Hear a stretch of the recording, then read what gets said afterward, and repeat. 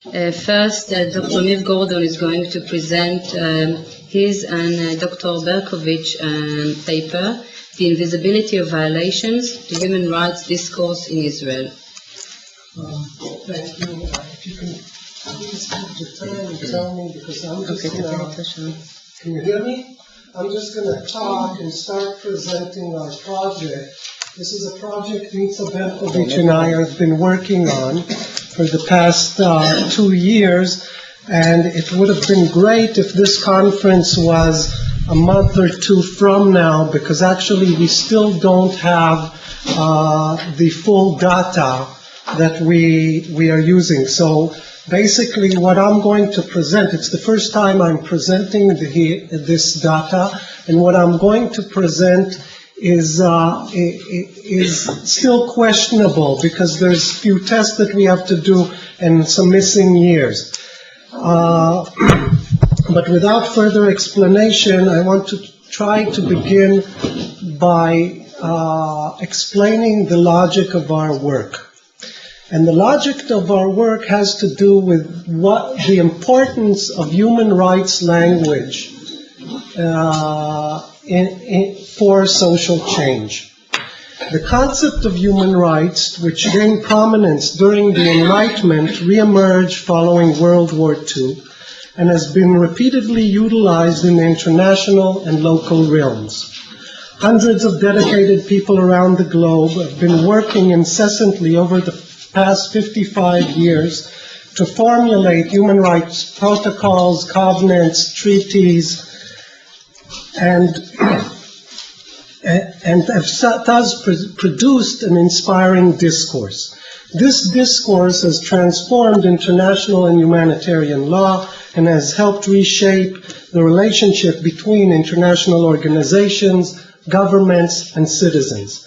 It has become a valuable political and legal tool employed by politicians, social movements, non-governmental organizations to advance their objectives.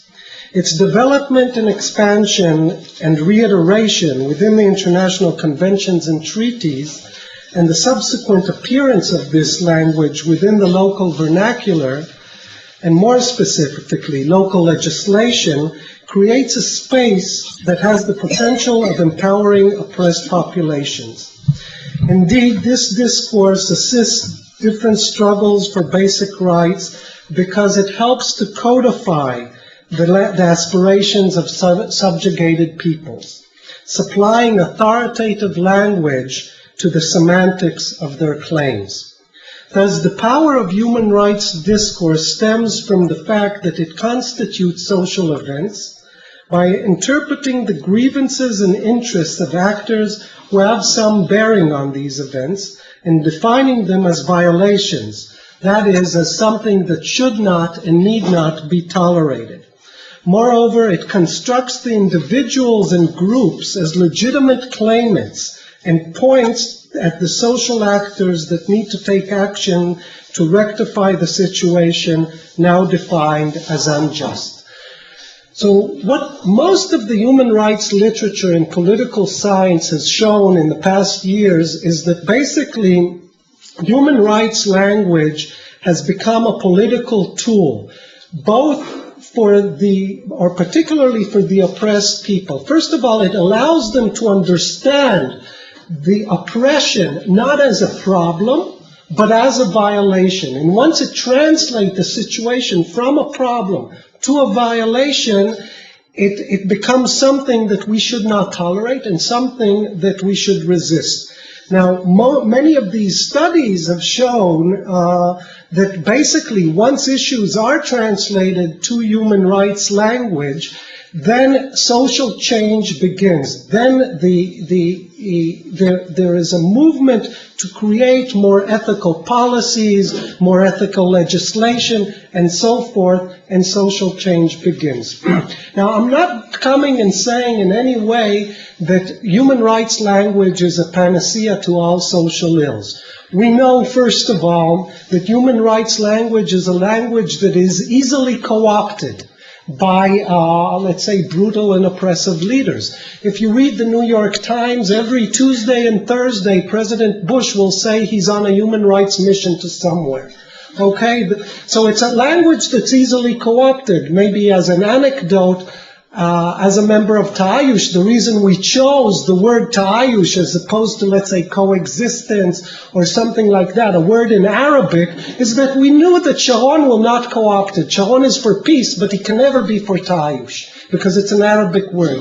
Human rights language is easily co-opted. And yet, even though it is easily co-opted, also, the literature has shown that once the leaders, and often the most brutal leaders that use it, they get entrapped in their own language, meaning that they will start using it to describe what's going on in their regime, and then the social movements and NGOs will call up to them and use their own language against them. And in this way, it can sometimes entrap the brutal leaders that co-opt it. Another problem with human rights language that we are well aware of is that it's a problem, it's a boon and it's a curse at the same time. And that it constitutes the social agent, the subject, the individual, as an individual bearer of rights. And as an individual bearer of rights, it sometimes can have a demobilizing effect. Because the individual sees him or herself as opposed to the group, that he or she has these specific rights. And yet, even though it has this effect, the same critics that have wrote about this are well aware that the idea that the individual and the group can translate the problem to the language of violation, to the language of rights, it does allow them and enable them to mobilize. So, I just wanted to, in 2 minutes, to show that it is a problematic language, and yet it is a language that has emancipatory and transformative qualities to it, and a language that the literature shows, and we agree with the literature on this issue, that it can lead to social change. So, if it can lead to social change, what we're interested in, and considering all this is our assumption, what we were interested in is trying to figure out how this language enters into the domestic setting. How it enters, how it stays in the domestic setting, and how it operates in the domestic setting. So Nitza and I sat 2 years ago, and we started thinking, before we actually did our study, we started theorizing about this, and we created a theoretical model. Like good political scientists and sociologists, they work with models. We created a theoretical model that seemed to us very logical about how human rights work. And basically, the model is fairly simple. We claim that there is a human rights language in the global discourse that manifests itself in the international and humanitarian laws, in the different covenants, treaties, protocols. It manifests itself in endless, not endless, but hundreds, if not thousands, of international human rights organizations and so forth, and it creates this global reference point. And if you take a simple search, and you look, let's say, at El Paz in Spain, at Le Monde in France, at the major papers in Japan and in New York and in Israel, a given week, and you'll do a search for the word, let's say, human rights. During that week, you'll see that in India, it'll be used 50 times that week. In France, it will be used 20 times. In Japan, it won't even be mentioned, and so forth. And you'll see there is a variety. So in some countries, it's a language that's constantly used. In other countries, it's not used, and so forth. So what makes for this difference? Why is this language used in some domestic contents and not used in others? And we wanted to check the Israeli case. And what we claimed in our theoretical model is that the language is imported from the international realm to the domestic setting through an interaction between global processes and local processes. The local processes serve as a trigger for the importation of this discourse, and once it is imported into the local scene, it expands. It expands not only by the continuance of global and local interaction, but continues through interaction, internal interaction. So, for example, if we take Physicians for Human Rights, who will be speaking after me, it's a group that started working on issues related to the Palestinians in the occupied territories. The language was imported, and then it later started working with Society of Migrant Workers, so the language, the signifiers of the language expanded. So we claim that one of the ways human rights language operates is constantly by expanding its signifiers. By expanding its signifiers, I mean expanding the issues it deals with, the kinds of violations. Maybe it begins with political and civil violations and then went on to economic and social violations. Expanding the signifiers by the population of its victims. Maybe it began in Israel with the Palestinians and later moved on to migrant workers and then maybe even to women and children. And it expands the identity of the perpetrators. Maybe it began with government perpetrators, but then expanded to corporations that are perpetrators. So we thought that basically an interaction creates the importation of the discourse, and what we would expect to see is that it slowly expands and expands to different issues. That was our theoretical model, fairly simple. So forth. How am I with time? You have 10 minutes. 10 minutes. And then what we did, we decided to in order to examine the human rights discourse in Israel, we decided to examine the media. We got a fairly nice amount of money from the Israeli Academy of Sciences, but not enough to examine all the media. So we had to choose, and we decided to read Haaretz. We chose Haaretz because it is the paper of the decision that the decision makers reads, the shapers of public opinion, and also because it deals with has more in-depth analysis and more in-depth articles than the two other papers, which are basically tabloids, pictures, and titles. So we chose Haaretz, and we decided to read Haaretz over a long period of time, a sample of every 10 days, for many years, and to see whether this language appears. But we decided we added a kind of a theoretical tool. We decided to read Haaretz in a way that we'll read the newspaper using the different international covenants, all of them basically, or the basic important ones, and reading articles which describe violations. And it doesn't matter what language they use to describe the violations. So if a Palestinian cannot reach a hospital, but not the word human rights isn't mentioned, or rights, or discrimination, or equality, or violation are not mentioned, we will still codify the article, because there's a lack of freedom of movement, there's a lack of health care, and so forth. And then we will look at all these articles and see whether these articles use the rights language. What is the rights language? We created a kind of lexicon of 7, 8 different terms, like human rights, like civil rights, like discrimination, equality. And when one of these words appears, it means that the article used the human rights language, because this language, as I said before, has some power, has some force for mobilization, has some force for maybe creating social change. So we started basically reading Haaretz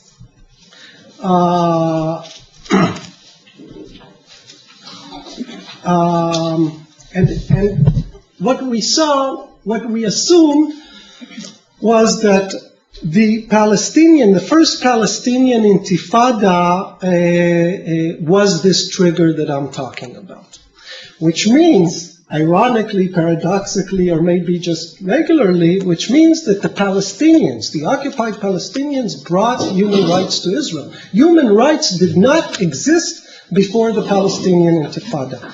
Now, if you look here, this is the 7 terms that we looked at.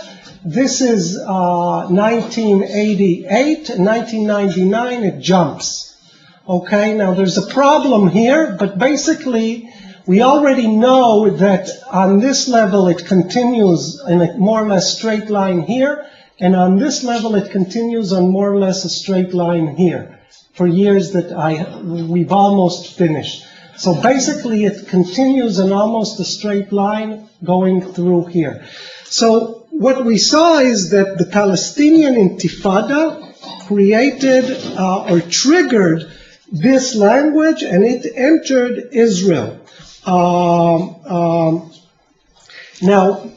when did it enter? It did not enter in 1988. The Intifada began in December 87. It did not enter in 1988, but actually entered in 1989. What happened in 1989? First of all, we see 2 different processes. On the global level, we see 1989 is, I don't know how to call it, a watershed. We have the anti-communist revolution in Romania, the Velvet Revolution in Prague. We have the fall of the Berlin Wall. We have the Bush's decision to enter Panama. We have the Soviet decision to withdraw from Afghanistan. So the international news, as can be seen by the yellow line here, the international news is full of human rights language during that same years on issues that are not related to Israel. Now, much of the international news in Haaretz is downloaded. It's not written by Israelis. It's downloaded by wires, and it's sometimes translated from the New York Times or Le Monde. So basically, it's not local vernacular. It's language imported into Israel. Now, and it's imported through information technology. Now, if information technology were the only variable that explains the change, then we would expect 1 or 2 things. Either that the human rights language would remain in the international section of the paper, or that it would move more or less proportionally to the rest of the paper. What we see here is that it moves only, or almost at a much greater proportion, to issues dealing with the occupied territories, the human rights language, and it almost does not exist in issues inside Israel. How am I for time? 4 minutes. 4 minutes.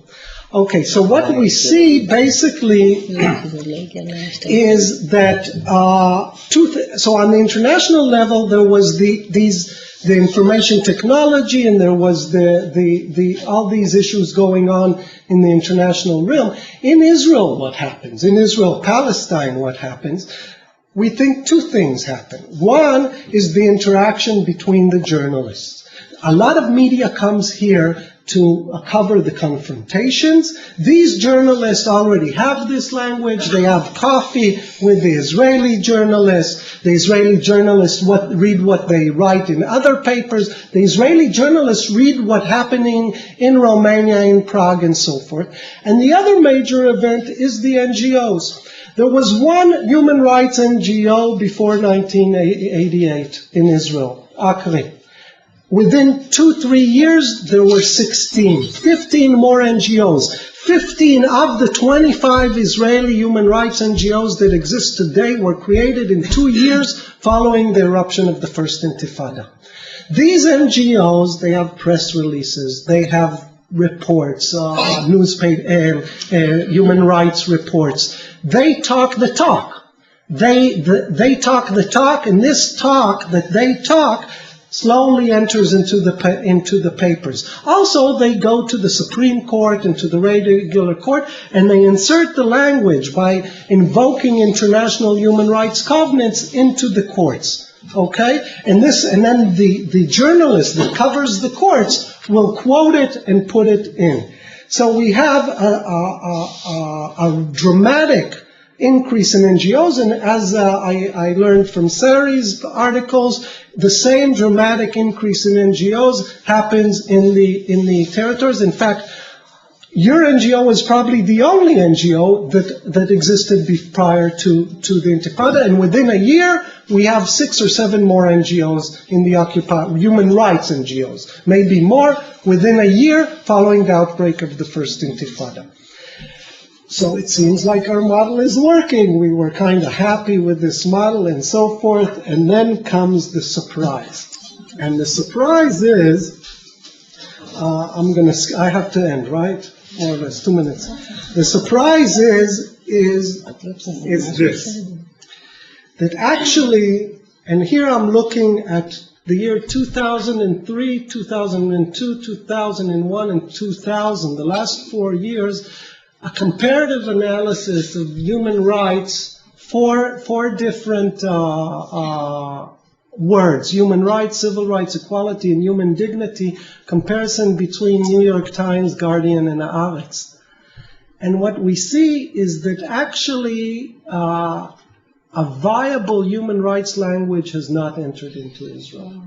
In any way, maybe the word human rights, but in comparison to the other papers, it's really minor, except for human dignity. And what is human dignity? In Hebrew, it's kvod ha'adam, and kvod ha'adam v'cheruto.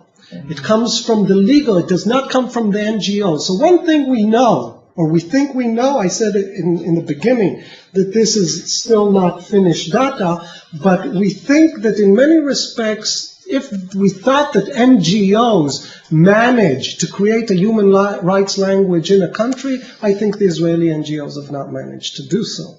Now, why they have not managed, and why the language has not succeeded in entering the discourse, and remember, this is a universalistic language, and many of the talks that we heard before mentioned the power of universalism, and the power of relating to the other as a human being and as someone, and this has not managed to enter. We do not have that language. Maybe in this room we have it. We do not have it in Arik. We started looking at Yediot Achronot. We looked at 2003. It basically does not exist at all in Yediot Achronot. So we're going to look at 2 more years. If it doesn't exist, we'll just continue.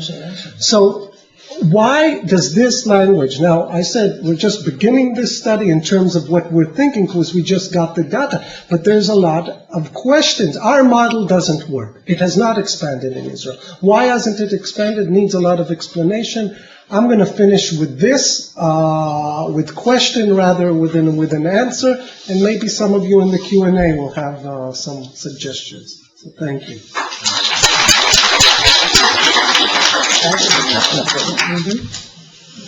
Okay, the next presentation is by Randa, Siniora, who's the director of Al-Haq, a human rights organization based in Ramallah, and its title is Humanitarian Assistance versus the Right Concept. Thank you. Actually, this is an opportunity where I'm going to share. Yeah.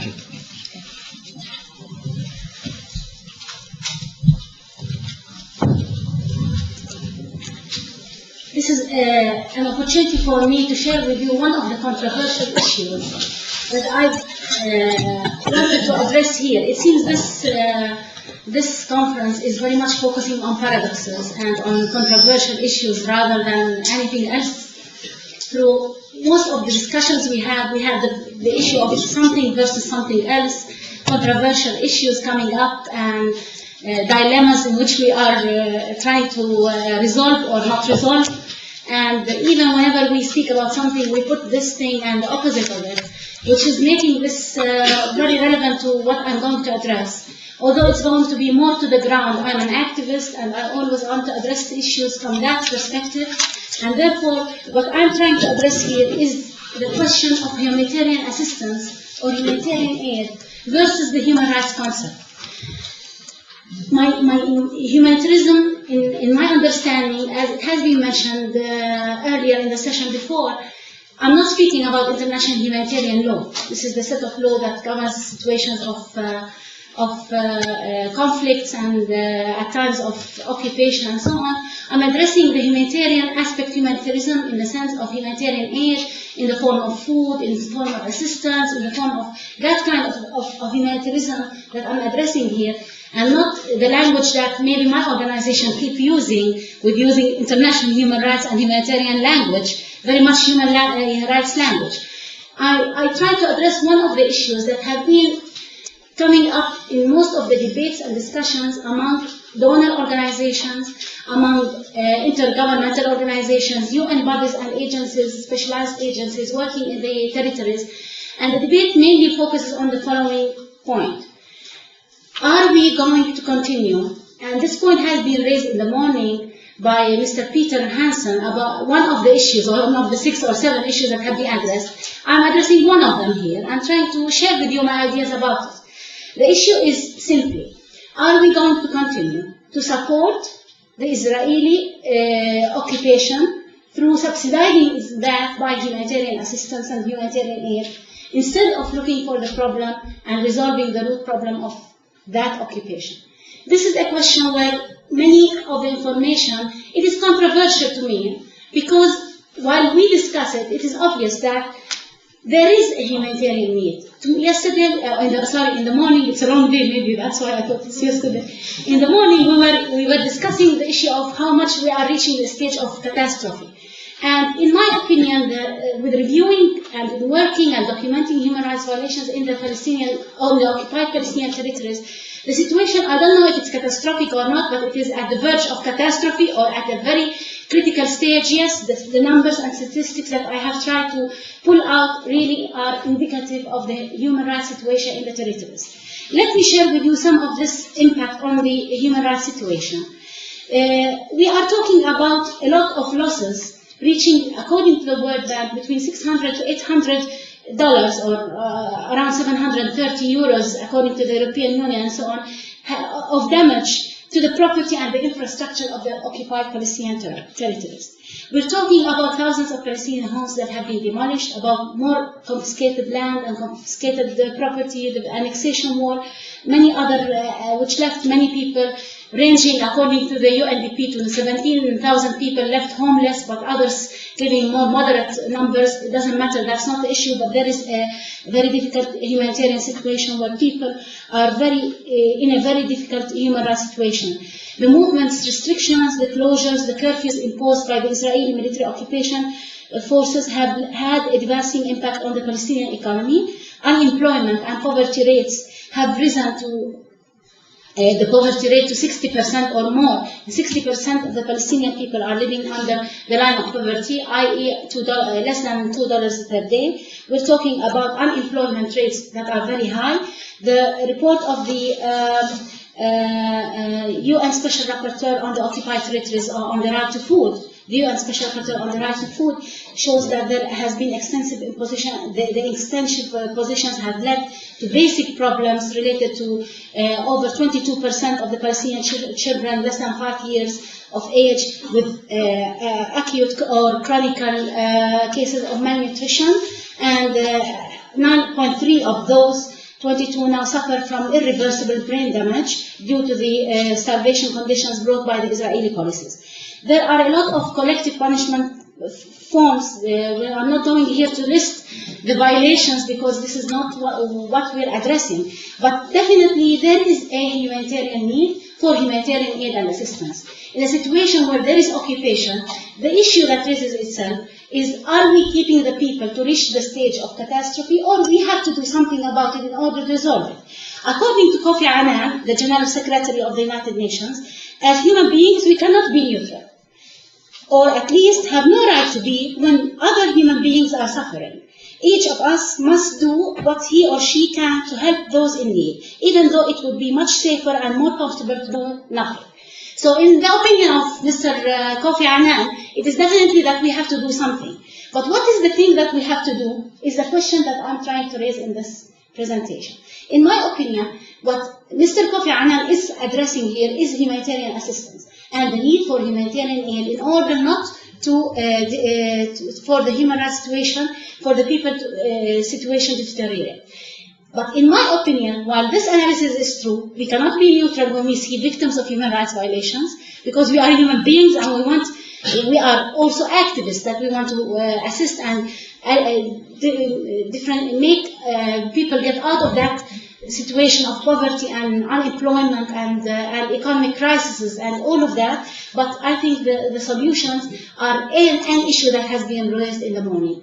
I believe that this economic assistance, or what you call it, humanitarian assistance that is being provided by the countries, and now I'll share with you some of the numbers of how much is being spent by the European donor countries and by the United States. And the United States is not an exception. On the contrary, what the United States is contributing is much higher than even the European Union. And this is really because, for different reasons. I'm not claiming that both of them have, the European Union or the European countries, Japan and other countries of the world and the United States have the same agenda, but let me share with you where is the position. The United States' position regarding humanitarian assistance is that this is the way to prevent terrorism.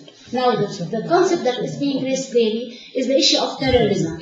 So to combat terrorism, you have to make sure that there is a level of educational level, level of health, basic health services provided, and food aid, which is provided to the Palestinian people and to the people in Afghanistan, if you wish also, in order to prevent terrorism from flourishing. And this is a way they find it to combat terrorism. In the European case is quite different. I'm not making the same analogy, but the problem in both cases is that it is the failure of taking political measures to resolve the root problem that is making them go to the humanitarian part of that work. For example, the level of the assistance of the European Union to the Palestinian people is around 250 million euros per year. Many of it is going annually. 58 million is going for the UNRWA, 25 million to the humanitarian assistance per se, and 20 million to food aid and food security. That is an example or an indication where, since the beginning of the Intifada, over 100 million has been going through humanitarian assistance. Now, definitely the continuity of the UNRWA or other UN agencies providing humanitarian assistance to the Palestinians cannot function without the support of the European countries and the donor states of the whole world. So it is very important to take into consideration that that was an issue which has been raised during this Intifada at least twice in international meetings held in Oslo or held in Rome to address how much pledges towards humanitarian assistance. That is an area where we cannot disagree that there is a need. But the question that I try to raise here is the question of how much we are towards the framework of the policy of survival versus, or the strategy of survival versus the adherence to human rights standards and enforcement of international human rights and humanitarian law. The question that again raises itself: are we going to meet the basic needs of the people, or are we going to defend their human rights? A question that we have to ask ourselves. What is humanitarian assistance doing is providing basic needs for the people to survive, to continue their lives under a situation where they are oppressed. That situation really is quite different than seeing the right of the people to practice their human rights in the way how the international community has developed that through the different treaties, declarations, conventions that have been adopted. We know that the Universal Declaration of Human Rights addresses that. We know that the right to food is a right, and it's one of the basic rights of the people. But is that right the maximum that the international community and donor organizations are trying to do, or is there a need to address other issues? In my opinion, the international humanitarian assistance is humanitarian assistance coming to the Palestinian people is being controlled through two ways by the Israeli military occupation. One way is through the taxes. You don't know how much profit the Israeli authorities is making through the taxes. In a meeting I had with one of the consulates lately, it was mentioned that one of the countries of the world that take the highest percentage of humanitarian assistance is the Palestinian, occupied Palestinian territories and the Palestinian Authority. But an additional note was made that I think the amount for the Palestinian territories is 16% of development aid that is spent on the territories. It has been mentioned that a very huge percentage of that amount is going for taxation and for storage, for example, of food and aid for UNRWA and other agencies inside Israel.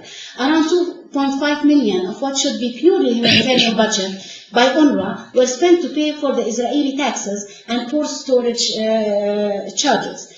Around out of the $300 million that are being spent by UNRWA. I don't want to put myself in on behalf of UNRWA, but because UNRWA is serving or providing this kind of humanitarian assistance to a very huge number of the Palestinian people in the West Bank and the Gaza Strip, it is very important to note that. And therefore,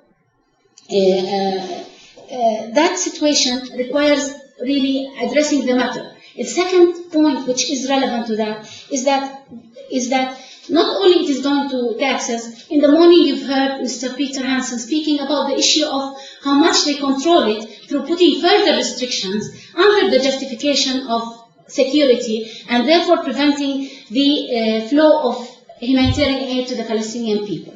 So that is really a problematic matter, which really requires us to ask that question: is this money coming to the humanitarian assistance of the Palestinian people being spent in the right direction, or is it really going and channeling into supporting and subsidizing the continuing and elongation of the Israeli military occupation? I want to raise that because it is very important to compare that with the issue of legal responsibility, where I want to focus the remaining part of my presentation. Why I want to put it versus the legal responsibility issue? Because we are, although we might agree to some extent that international human rights as well as humanitarian law is not enforceable in the real sense, we've heard other speakers raising that matter. I think this is because there is no political will to make that mechanism work. If we look into the 4th Geneva Convention, relative to the protection of civilians at times of war or under occupation, which is applicable in our situation, as was mentioned by ICRC in the morning, Article 1 is a common article where legal obligations on the high contracting parties is included as a legal obligation. We're not talking here about taking measures from unilateral measures on part of the high contracting parties. We know that 191 countries of the world are high contracting parties of the 4th Geneva Convention. Therefore, they have legal obligations, according to Article 1, to respect that convention and ensure respect. While the 4th Geneva Convention and international humanitarian law provides a mechanism of making those who commit war crimes or violations accountable through using universal jurisdiction, we don't see that mechanism being functioning at all. Therefore, instead of trying to say that we want to continue with this humanitarian assistance to the Palestinian people, in my opinion, the activist role that we should all, if we believe in that, especially human rights organizations, political parties, if any, because really it's a problematic issue, how to really adhere change and really pressure governments locally and at the international level to really take up their legal obligations under international law. We know that, not abiding with that really means that the countries themselves are not abiding to international law. What we see at the local, globally now, at these days, is that too much undermining to international human rights and humanitarian law has been seen. Too much free hand is given to the Israeli government, and the latest positions that have been taken by President Bush is an example where international law and international legitimacy is being undermined on the expense or for the expense of politics, and therefore it is the role to use maybe this is not the most ideal, it's one of the mechanisms. I don't say that this is the only mechanism, but it's one of the mechanisms that we have. And one of the strategies, the legal strategies that we can utilize as human rights activists, as people who are looking for change, adhering change and achieving justice, or a different word if you wish. Therefore, we have to do that. I don't need them. Okay. I'm finalizing it. We have to actually take real measures in order to make governments take their legal obligations and ensure that human rights is being respected, and not only continue with this humanitarian assistance to the Palestinians.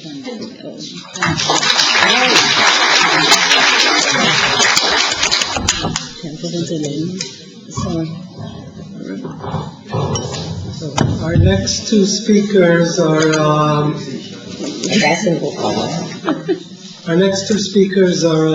Ruchama Marton and Hadas Ziv. Ruchama Marton is the founder and president of Physicians for Human Rights Israel. Hadas Ziv is the director of the Occupied Territories program within the organization. They will be speaking, they will divide their talk to two, and will be speaking about Physicians for Human Rights Israel and its struggle against occupation, within the game, outside, and against it.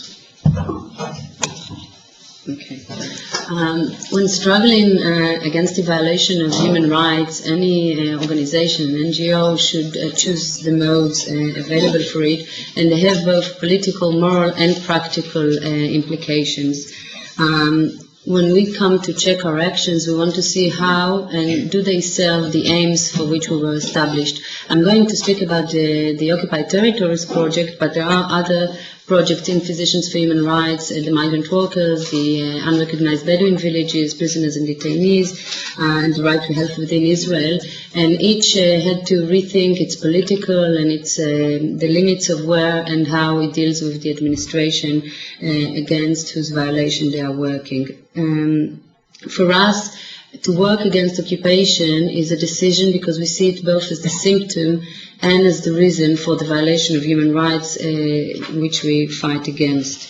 Those issues exist from the establishment of the organization, indeed in 1988, but they are more acute in the last 3 years, at least for me, that I joined the organization in 1995.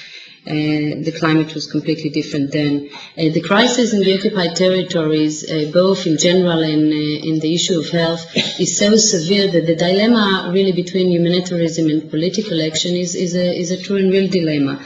However, the fact that we established our principles in the first Intifada helped us to see how much we want to deal with this administration, mainly the Israeli civil administration, and how much we want to play against it or absolutely outside the game of the rules that it implies.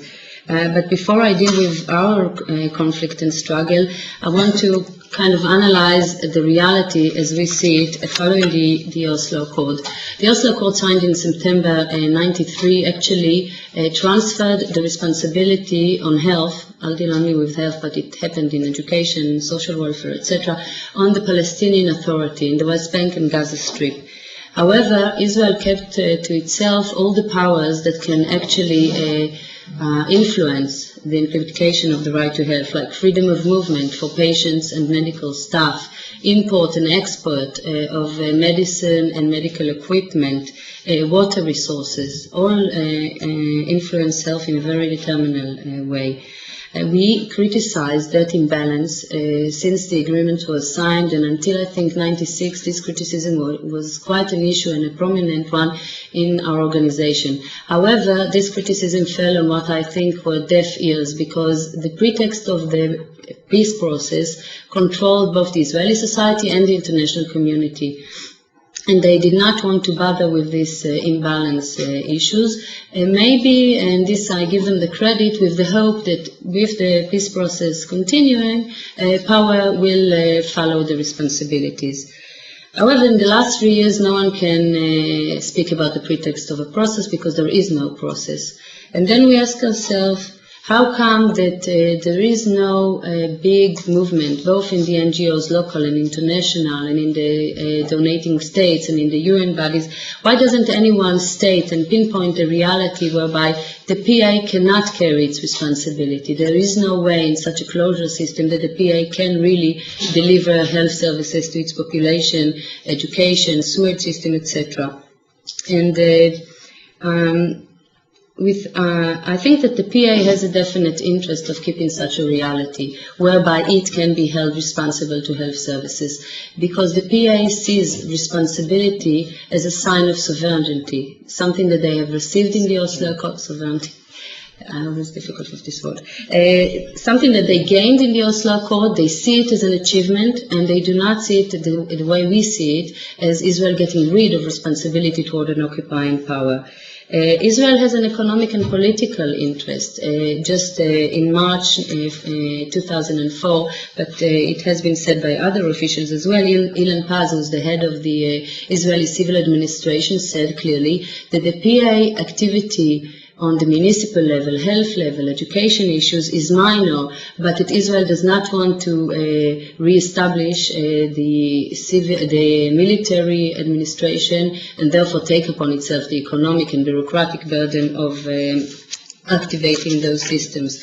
The donating countries, it's harder to understand, and the UN also, but I think that for them the not admitting that the PA cannot function anymore is in a way to support the PA survival. So it is, if we face a reality where it is difficult to supply health services, and Israel creates a humanitarian crisis but does not take the responsibility that comes with that crisis, but the question is where the humanitarian and more specifically human rights organizations stand and where they should stand.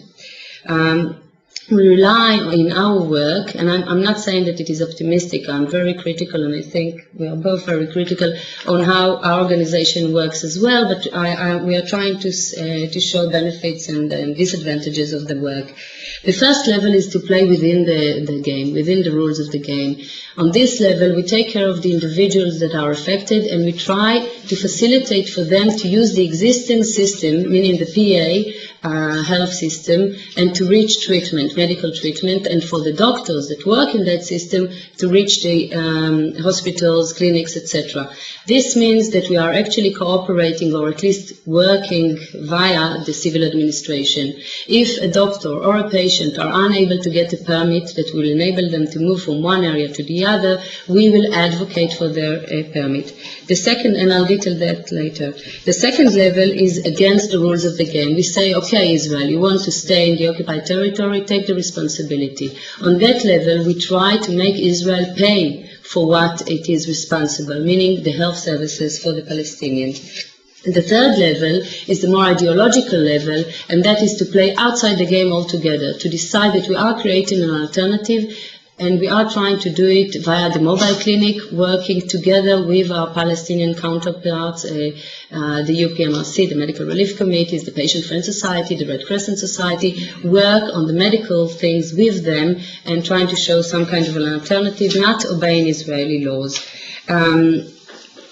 Okay, I'll give in detail because I think it is important to see how you are actually co-opted into the civil administration system against your will and with all awareness that this is what is going on.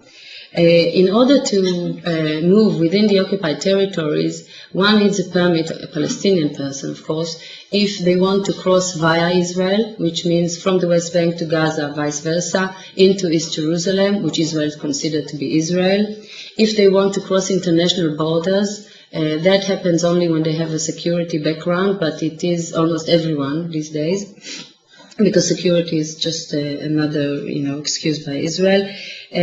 But also when they want to move within the occupied territories themselves, in the West Bank from villages to city, and more severely along the Sin zone, when they need a permit to reside in their own homes.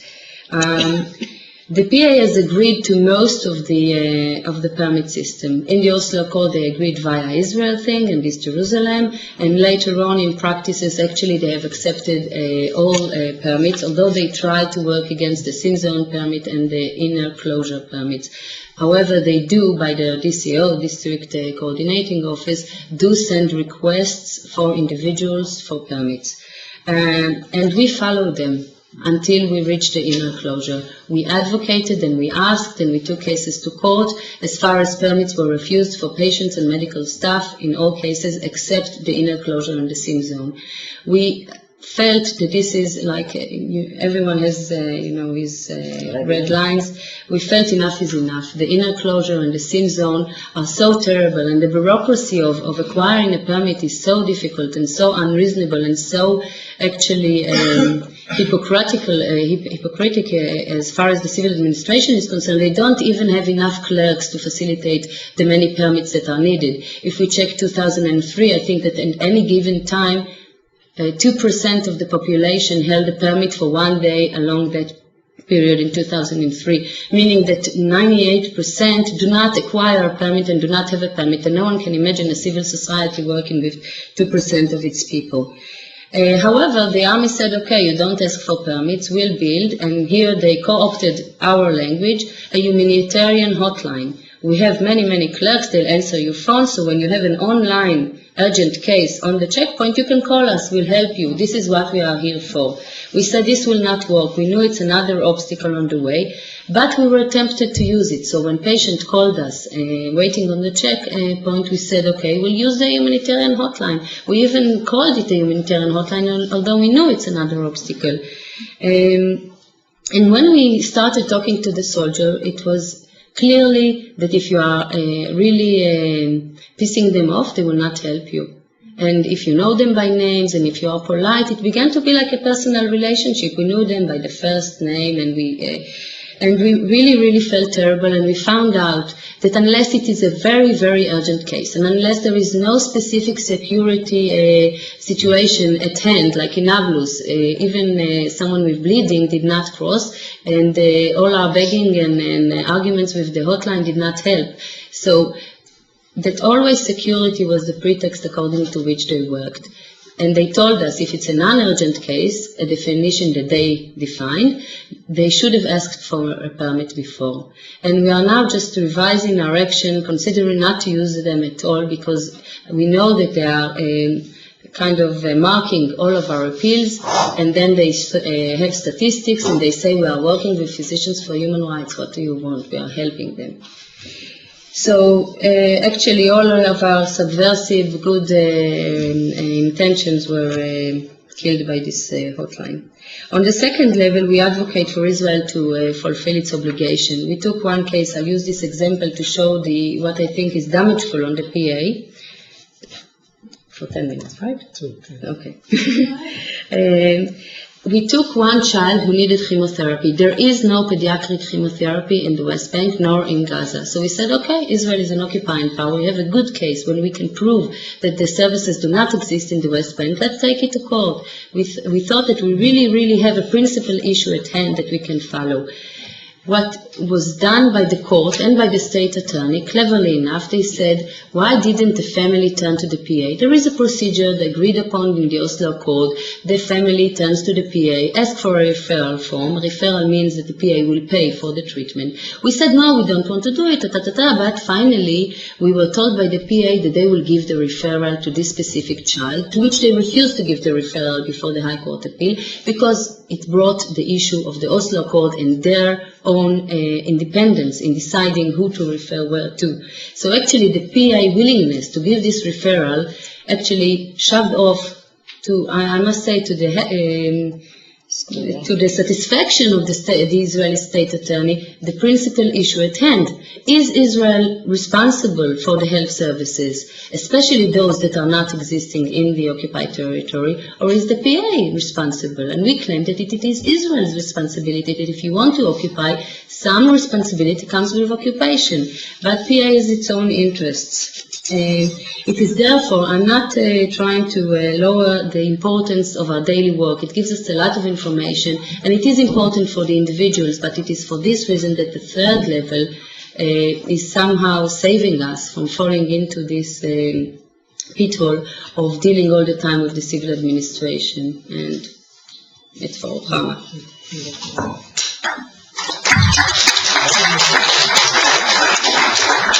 It is just in the middle. So Hadas spoke so very clearly about the first level and the second level, and I would like to talk about the third one, which is, to remind you maybe, out of the game. Not within, not against, but out. In the last 3 years, we can see starts of this third type of struggle.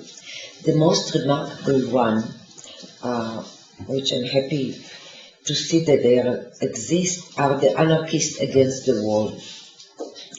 There are civilians from both people working together, and they do have a kind of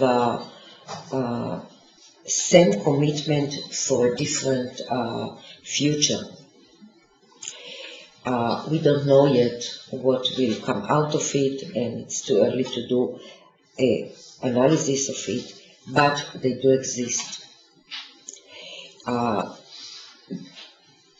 What we do know is how Israel reacts to it. As you know, they are faced alive bullets on one hand, and maybe on the same hand, the indifferent Israeli public. Both, this indifferent and this violent against them represent the synergistic factors which are at the core of the political situation here. I can give you another small exemption, which is not of the same kind. The residents of Khirdet Jbara in Tulkarm district, who refused for a long time to accept the permits for themselves in this specific enclave. They understood, as we can understand, that accepting those permits is to give in to the system of the occupation.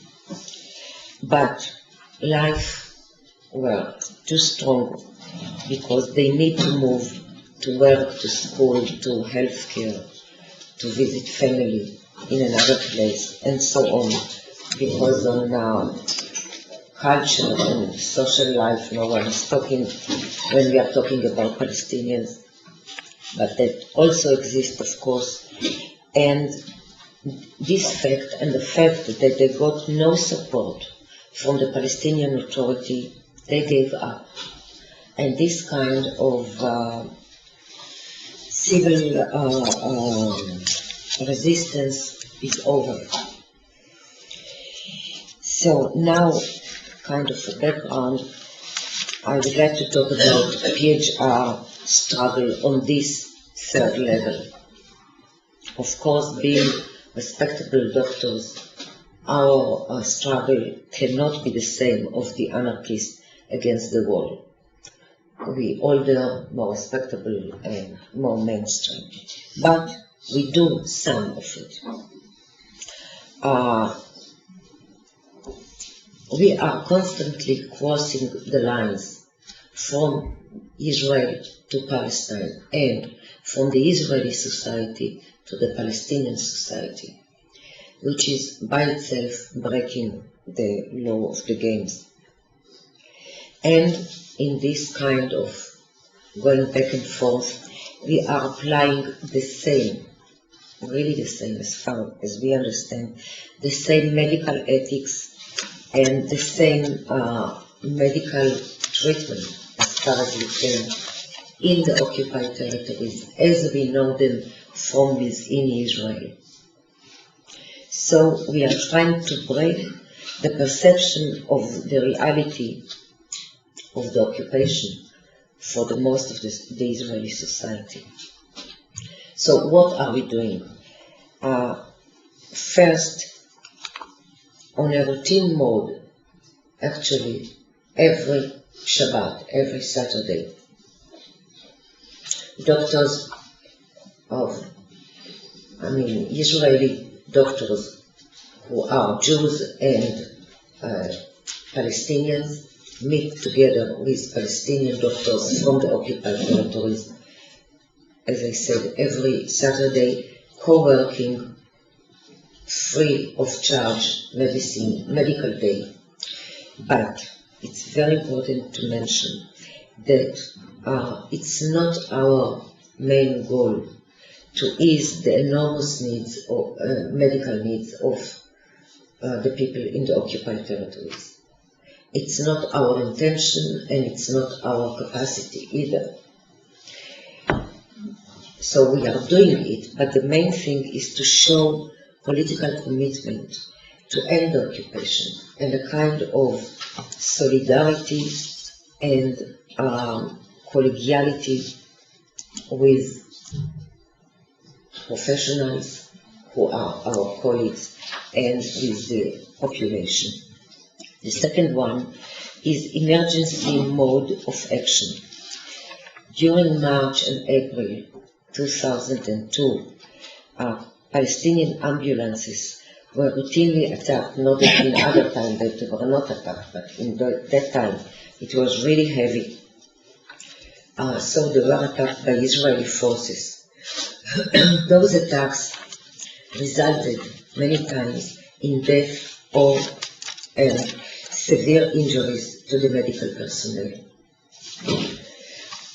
Our appeals, the PHR, to the High Court, to the Israeli High Court, against this Israeli conduct didn't work.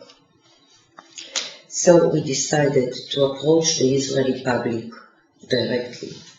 We smuggled a damaged ambulance from Tulkarm district, an ambulance that one could see in the front glass, I don't know how you call it, the bullets that the driver was killed out of it.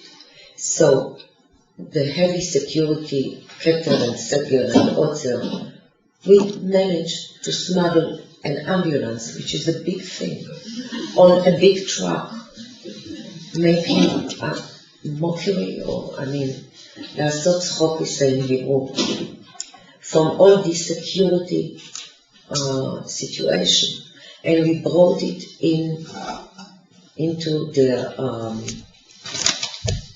Museum Square in Tel Aviv. In April, it was a beautiful day, the beginning of the spring, not one word in the Israeli media.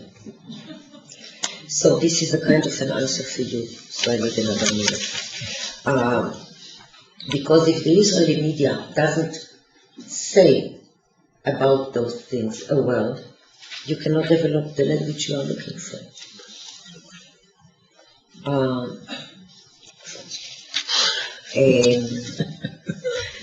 So,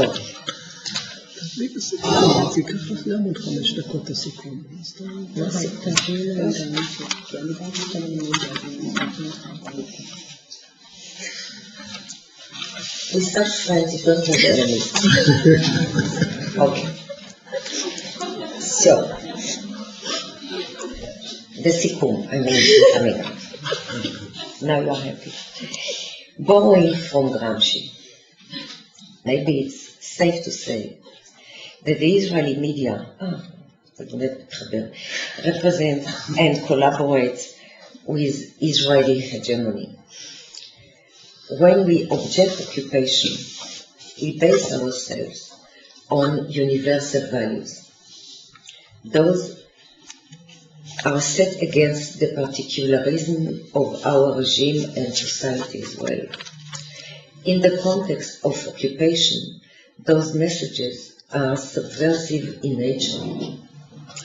Our humanitarian action is also of such message as medical ethics are universal by definition as well. However, the media choose to present our action by castrating its subversive quality. Worse than that, if can be worse than that, they use our action to strengthen the hegemony. They co-opting our words, not our actions or intentions. We are, according to them, we are the nice or good face of Israeli society, proving that the occupation is after all humane. The public will be left, the Israeli public, but not only the Israeli public, because some of these TV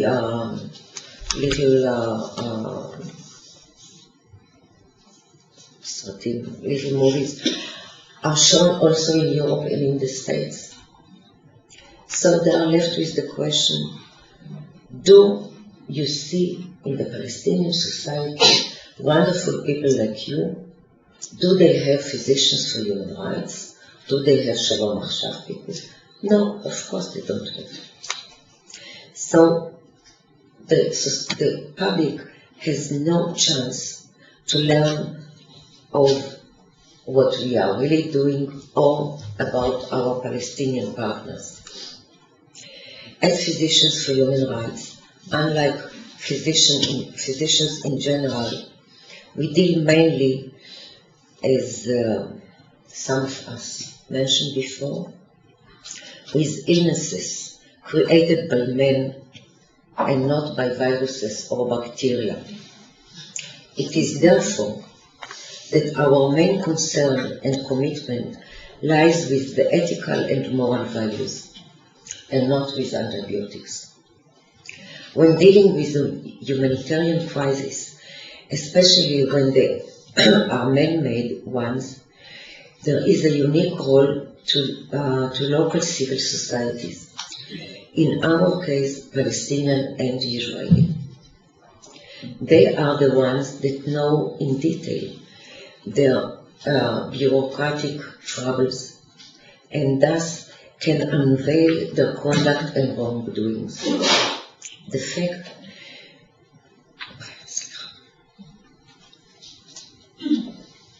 that we are simultaneously inside, against, and outside the rules of the game is our source of strength.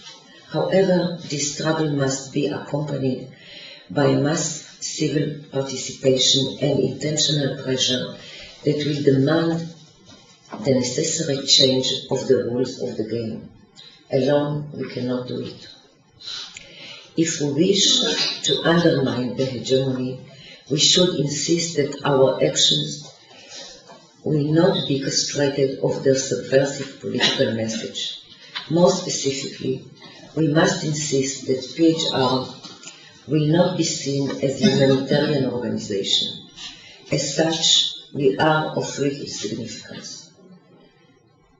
If we fail in preserving the subversive content of our conduct, we will all be international and national organizations find ourselves as extras in game which rules are defined by the hegemonic powers in the arena, namely the government of Israel, Mr. Bush and his administration, and also the PA.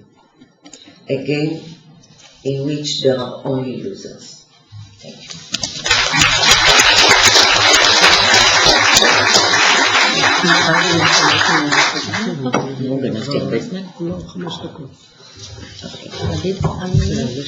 Okay, Manal Hazzan from HaMoked Center for the Individual could not attend because of personal reasons, and so we now will here Arik Ascherman from the Executive Director of Rabbis for Human Rights.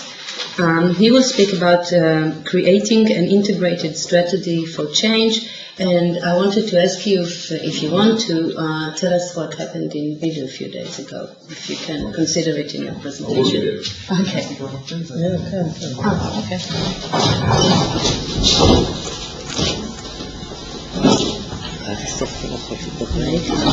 Good afternoon. We have all these terms that we bandy around, and we've been certainly doing it today: political, humanitarian, human rights, development. What can I say? As a rabbi, I'll also add religious. And often we have a sense that, rightly or wrongly, we really are, with all these different terms, basically one group, one social group, whatever, and yet we do know that these divisions are there. They creep in different ways and forms. I always think of the incredible negotiations we've had between political organizations and human rights organizations to try to put all our names together on an advertisement, and with some creative solutions like having a line between the political organizations and the human rights organizations, even though we're all trying to say the same thing. This totally baffles and angers political organizations, while often both political and human rights organizations can be heard to criticize humanitarian organizations as having no analysis, no agenda, or as we've heard, band-aid solutions, and even to the point, as has already been mentioned today, where some of the humanitarian organizations themselves in the occupied territories are asking whether they're actually playing a positive or a negative role.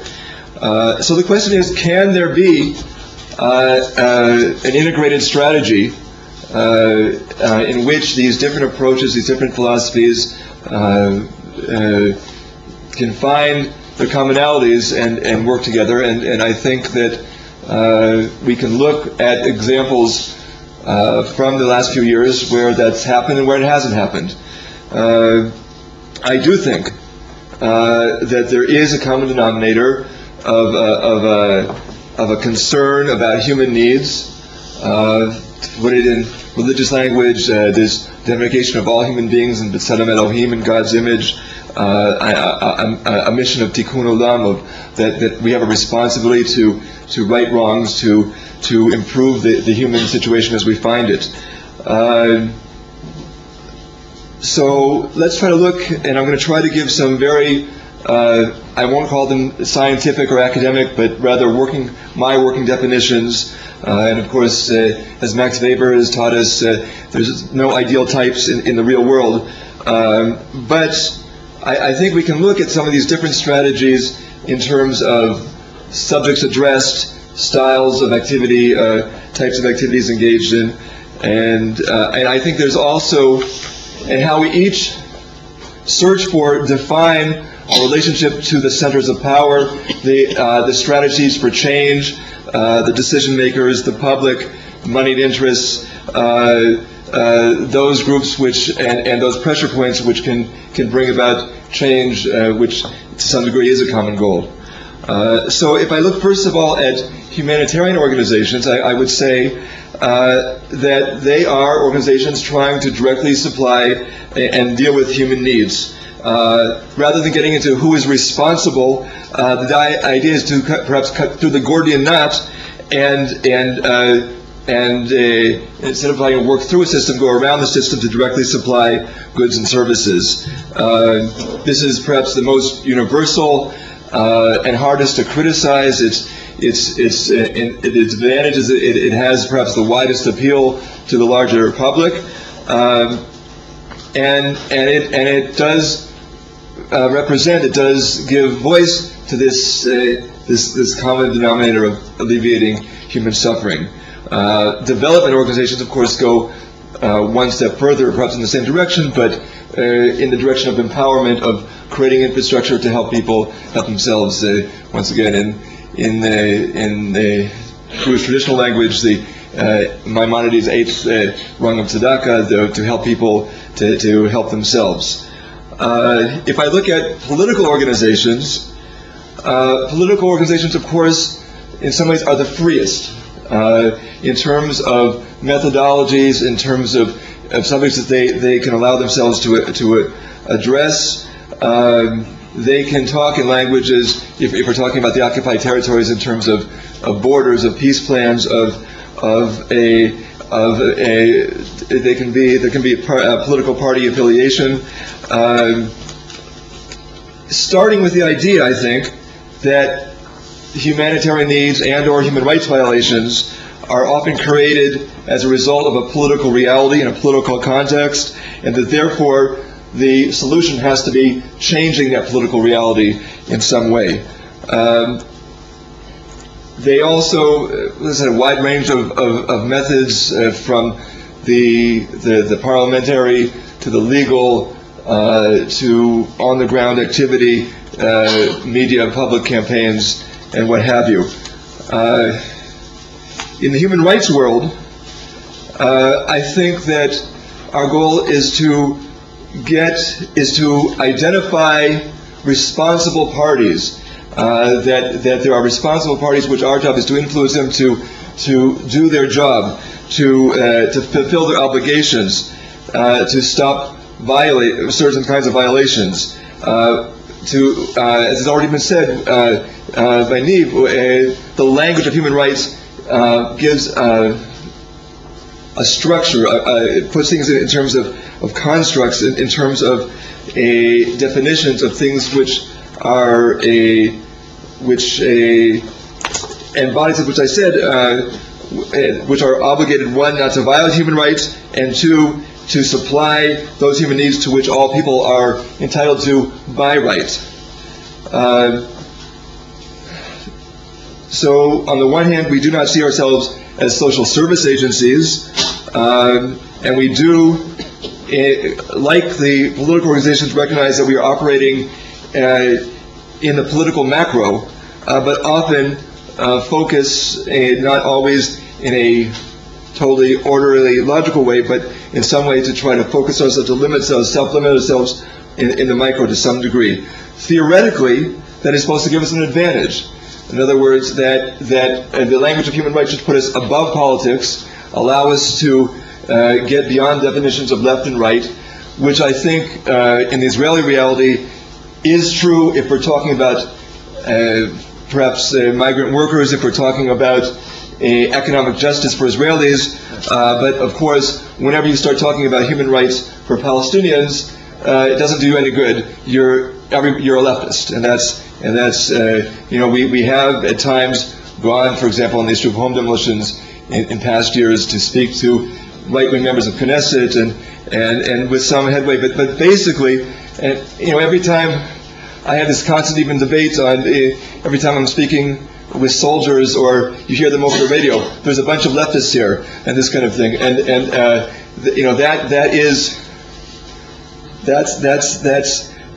so that theoretical advantage often is not an advantage. It doesn't always exactly play itself out in reality. I would say that I'll just say a brief word about the religious aspect, which insofar as that, on the one hand, religion also gives us a language, a set of terminology, and also in some ways draws a common denominator and a connection to certain parts of the population that respond to certain kinds of messages, certain kind of languages, and certain kinds of background, and creates things like I said, B'Tselem Elohim, in God's image, whatever. But it also, and we as a religious human rights organization, sometimes very much fail to the conflict, because we also, when we start taking concepts such as pikuach nefesh, the idea that for the sake of human life, all kinds of other rules can be violated, we can get into areas, whether we're talking about torture or whatever, where maybe we don't take the same absolutes that other human rights organizations would, because of some of these religious constructs. So, where are some of the conflicts and where are some of the commonalities? If we look at the conflict between political or human rights activity and humanitarianism, certainly from the political and human rights perspective, simply helping people is not the goal, but rather it's either ending human rights violations or achieving certain political goals. But if you don't have a heart of stone, because ultimately it's not just to help people, but it is just to help people. And so if you're not going to treat people as objects, then you start to develop relationships. You rebuild somebody's home, and you develop a relationship with that family. The ongoing needs of that family are endless. If we're working with the Jalim Bedouin, we quickly realized we could be just called rabbis for the Jalim Bedouin. Because there are no end to the literally endless needs. I have a stack of paper on my desk of different individuals who have come with all kinds of needs for social help, with things that have nothing to do with maybe the goals of our organization, and yet, if you don't have that heart of stone, you're going to turn these people away. Okay, how far, once you've worked with a particular population or community for a political or human rights goal, how do you carry on that relationship when there is no longer the same utility in terms of your original goals? Human rights and political.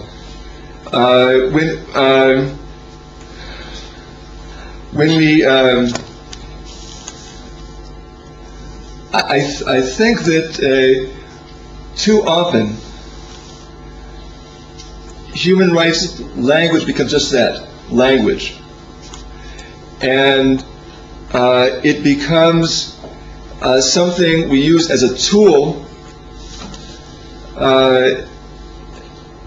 and not in an intrinsic sense. So, for example, if we look at the Rabin's famous statement after signing the Oslo Accords to have a PA with no bagats and no b'tselem, there were many people who we would consider in Israel as human rights advocates, who in fact also, because human rights are a means, they're a tool, we're saying in the short term we can sacrifice human rights in order to get to the political, because that's the macro, and it's the macro that's going to come back and improve the micro, which is the human rights situation. What we saw, of course, those of us working on the ground throughout the Oslo years, was that the micro also affects the macro.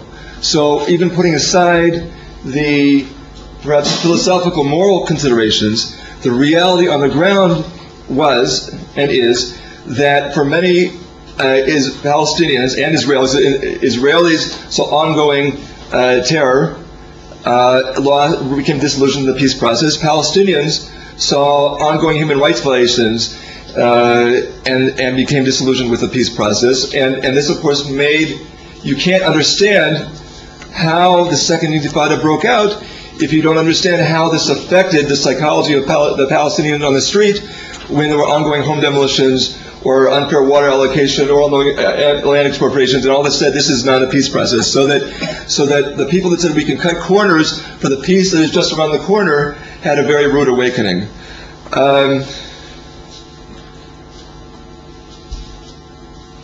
I think that in Rabbis Human Rights, I'll just say that, on the other hand, if basically many of the methodologies of the political and the human rights approaches are similar, with as Ruchama said, perhaps we in human rights organizations have to be a little bit more mainstream, a little bit more respectable.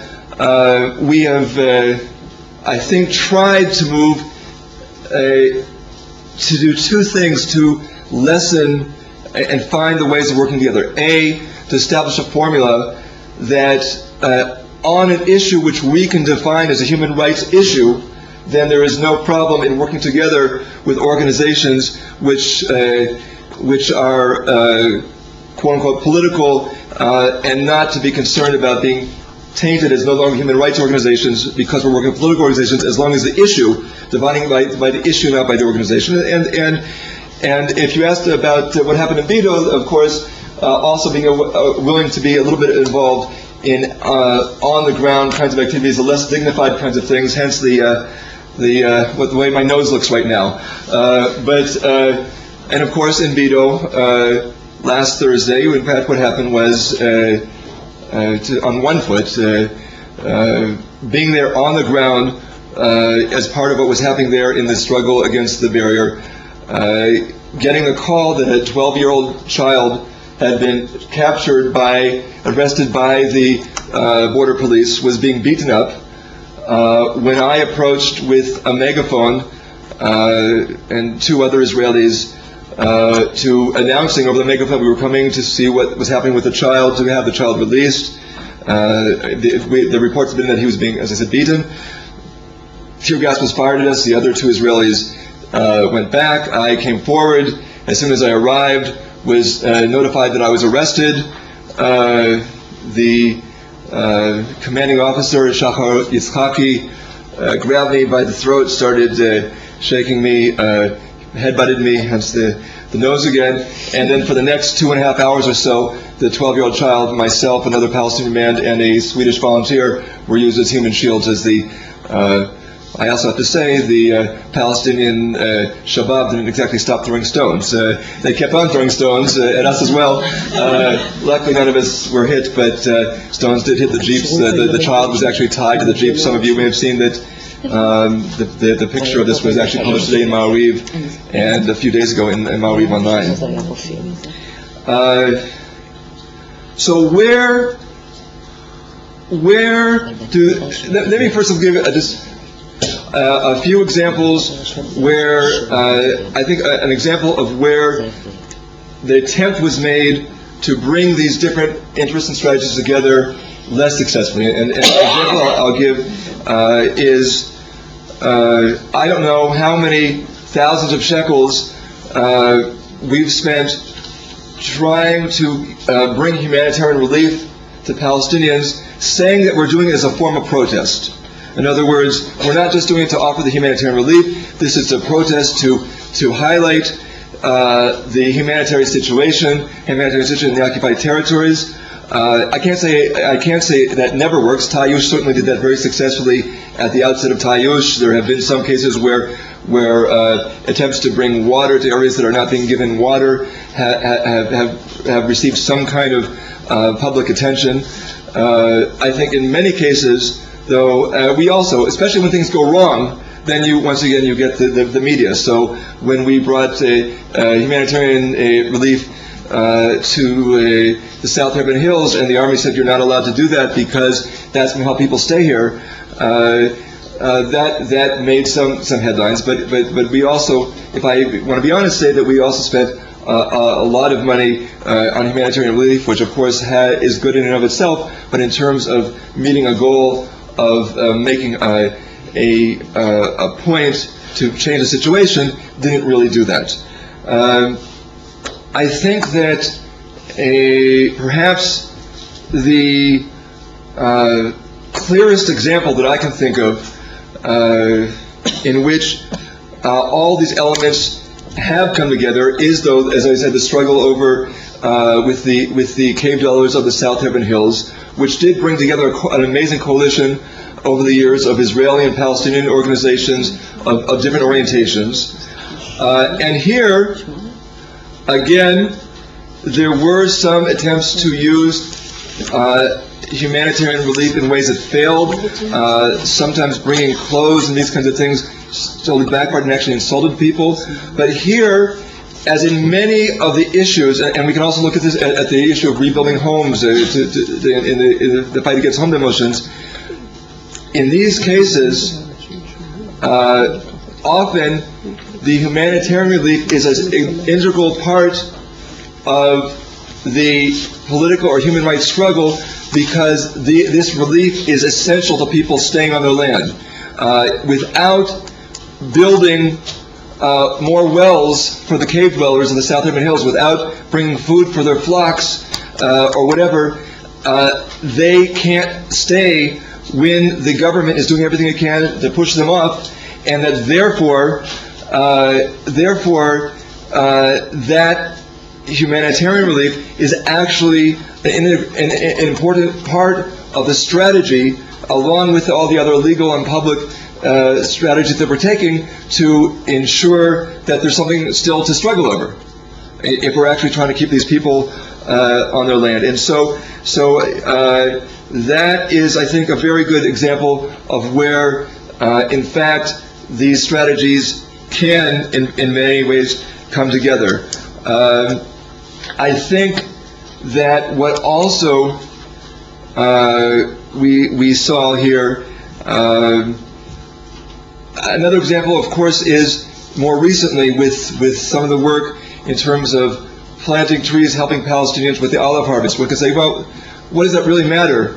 But those kinds of things were part of an integrated strategy, which in fact led to a change in the policy of the security forces in terms of how they related to Palestinians harvesting their olives, along with legal work and international pressure. It also allowed us to gather information which was then usable in ongoing legal efforts, and it also brought masses of Palestinians and Israelis together in a situation where that very rarely happens these days, and that also has an ongoing, I think, a benefit beyond the humanitarian effect that we've actually helped people to harvest their olives or plant some trees on their land between the barrier and the Green Line, or whatever the case may be. And so let me just finish really by, first of all, in the Talmud, in Tractate Brachot 17a, where it says that a favorite saying of the sages of Yavne was, "My work may be in the city and somebody else's in the field. We all get up early to go to our work. That person can't do my work, I can't do his or hers. And yet we're all working l'shem shamayim, for one goal, for the sake of heaven." And I combine that with the Hasidic tale in which two people who are lost in a forest meet each other, and one asks the other, "Do you know the way out of the forest?" And the other person says, "No, but perhaps if we look together, we'll be more successful." And so that by respecting each of our contributions, not trying to say that any of our work is more or less important than the others, cooperating and not only working separately, but looking for the ways to look together, I hope that we'll all move toward our common goals in an integrated strategy for change, which will improve the lives of Israelis and Palestinians here in this land in which we share. Thank you.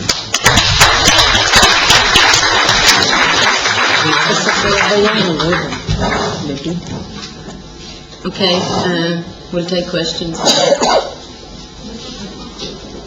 Yeah?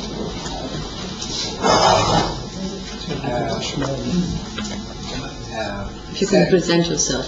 Yeah, Sari Hanafi.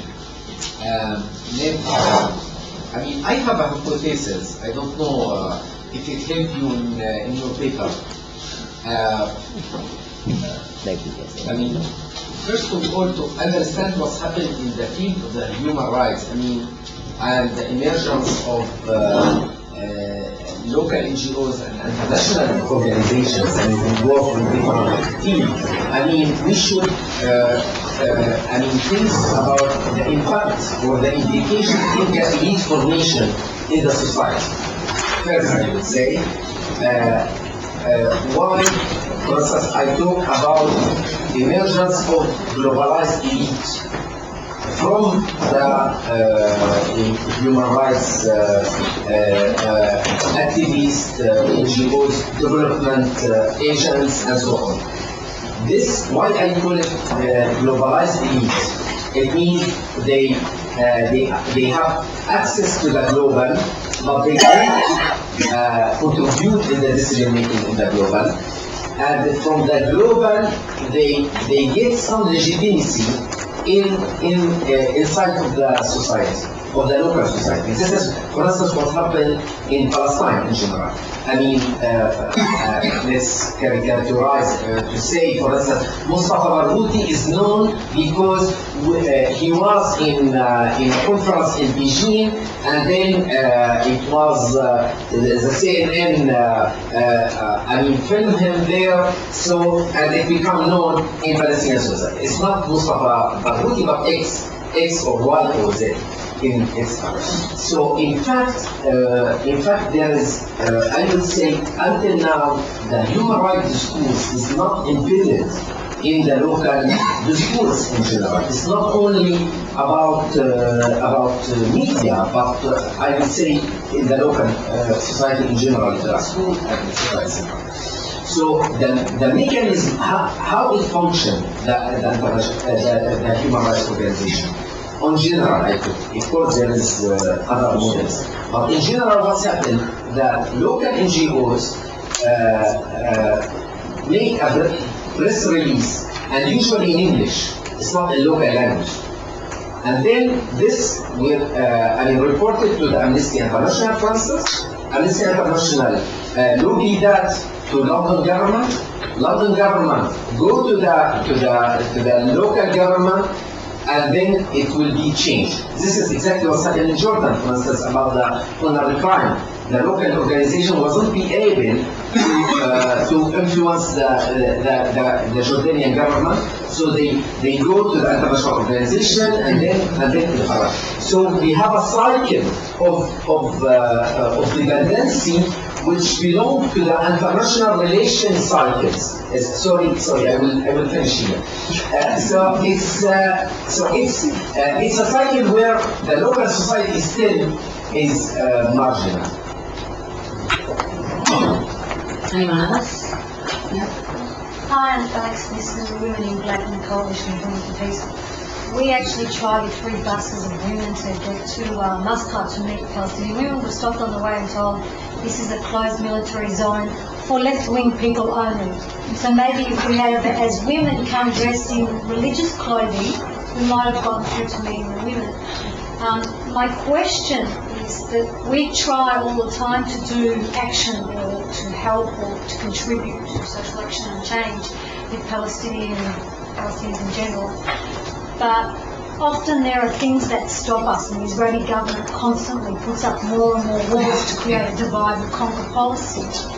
I'm really interested in your concept of changing or stopping the funding, if I understood correctly, or the not feeding, but when you spoke about, when you spoke before, you spoke about human rights and actions that happen in the territories and the funding and the money that gets paid to the Israeli government to get the food from one place to another, and maybe finding another way to do it or stopping it. And I didn't quite get it all, and I just want to know whether you wanted to expand on that.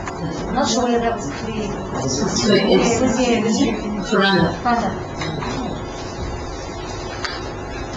Yeah. Barbara else interrupted this. The word Band-Aid came up, and since we're speaking about healthcare, Ruchama, I was wondering if you could address how there is this tendency to allow medical care to take the pressure off of the occupation authorities.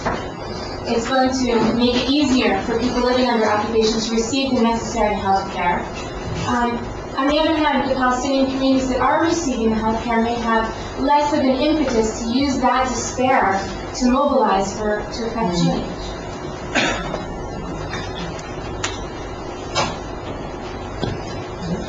Yes. Hi, my name is Leda Dieter, and I'm a communications strategist with many social justice organizations in San Francisco. And my question is about the media for two.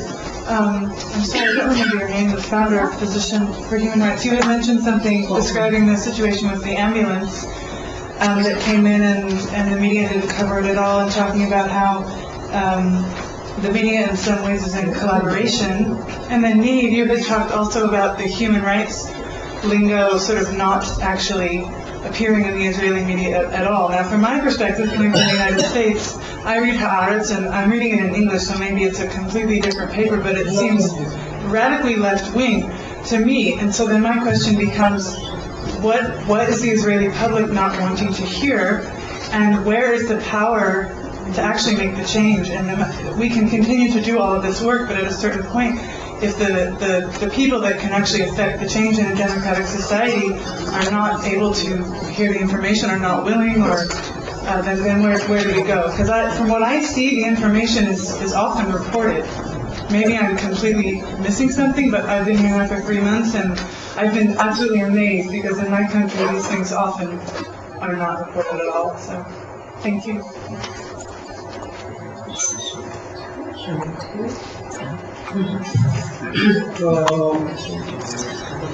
I'll begin with the cave dwellers, because the Irish has an activity this coming Saturday. We are going to Jimba, which is right off the Green Line, and there's an attempt now, a concerted attempt, basically to strangle the cave dwellers. The wall will be built north of where they live, and the idea is to transfer them to Yatta. We are going to try to strengthen their hold there on the land, so anyone can come after this panel and ask me information about buses or so forth if you want to join us. As to the questions, I'll start with the second question first. I agree with you. Haaretz is a much more critical, even though in the past 3 years it has lost some of its bite, but it is a much more critical newspaper than the New York Times, Washington Post, or anything you can get in the United States mainstream.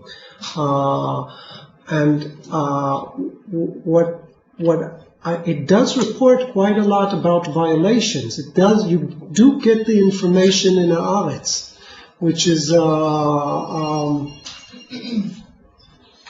if you follow the press, you really learn about a lot. Not everything. If you know the people of the ISM, and if you know Arik, and you can get more information. But you get a lot of information in Haaretz, and they do report a lot of violations.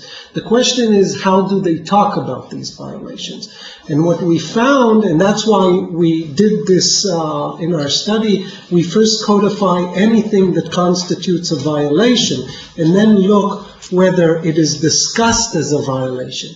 And what we found, it is not discussed in the language of human rights. It's reported that a 12-year-old boy was put on a jeep as a human shield so people won't throw rocks at him, maybe. But it won't be said that this is a grave violation of his right, of a child's right, not to be tied to a jeep and go around in a village so people won't throw stones at him and be a human shield. So you do get the reportage, but how it is reported, and our assumption is that the language in which it is reported can become a political tool, and it is not reported in that language, and that's the problem. And that's one of our findings. And I might add one thing. We thought maybe Israel reports about human rights uses that language when it refers to Jews, and it doesn't. I mean, it doesn't refer it doesn't use that language relatively. Regarding Sari's ideas, I think that it's important what he said, because I do think there's a real difference between Israeli NGOs and Palestinian NGOs in terms of what Sari and others have called the formation of an elite. I do not think that the Israeli NGOs are an elite and in Israeli society. And if you look at what is an elite in a Palestinian society, it's a question of language. The NGO people speak English. It's a question of salaries. Their salaries are way above the average salaries in the, it's a question of access to the international community, etc., etc. Sari has written about this. In Israel, the salaries are not, I mean, a lawyer that will work in a human rights organization will make much less than a lawyer that works in the private sector, they are not an elite, which is very different. And I think they are more, at least some of the Israeli organizations are more embedded in Israeli society in that sense. I'm sure that Akri is more embedded in Israeli society, which is the most influential human rights organization in Israel. And I think a lot of, at least of the board members, for example, of PHR, I mean, they have people that are totally embedded in Israeli society. So I don't think here the comparison works, and I don't think, therefore, it can help me understand or help us understand why this discourse, in a way, has not been adopted in the local. I do have a few ideas, but at this point I'm not ready to share them. Wait for the book. Whatever you want. Okay. First of all, Debbie, thank you for your question. I mean, this is a question, at least to myself, within myself. I'm dealing with it for the last 16 years. But the fact that I'm still going there can show, at least to me, but to the rest of the people, that maybe there are crises, but it is very okay with me. And I'll try to say why, to tell you why. First of all, we are always, but always like 100% working together with Palestinian colleagues. It's not that we are going there. They are choosing the village or the refugee camp, usually the village. They are coming with us or we are coming with them. And so the main thing here is the solidarity with colleagues and with the population. Then there is the protest against, and the protest is changing from time to time. In the first Intifada it was protest against the responsibility that the Israeli government doesn't take upon itself. In the second Intifada, up to now, it was mainly a protest against the Seger, Keter, Otzer, all these sealing things. And now also, because the economical situation is so screwed up that it's also there. So there is price for everything. And we do not have any intention or capacity to solve the Palestinian medical or health problem on a national scale. It's a drop in the sea. And maybe there is another little thing, that we do have also our despair, which every time, at least myself, I'm going there, I lose a little despair and I gain a little despair, which are not from the same square. So it's good maybe to Arik that it will not be all the time the same old despair. It's cycled and recycled, because it's wonderful to see many Palestinian people that, I mean, I cannot understand how they can behave in such a warm and nice way to us, but they do. Always, 16 years. I mean, touch wood, no exception to this rule. And so this is good, I'm losing despair. On the other side, what I see, I'm gaining despair. So it's a kind of a nice game. למדי?